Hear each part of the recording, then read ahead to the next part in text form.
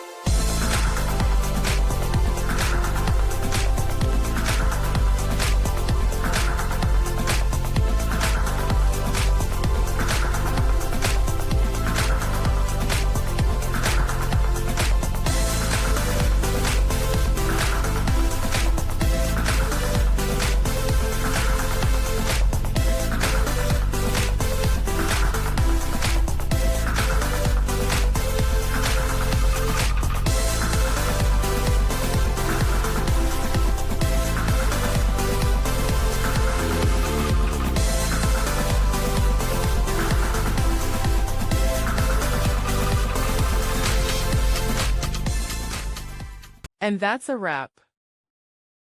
I hope you found the answer you were looking for. If you did, take a second to hit that subscribe button. It really helps out.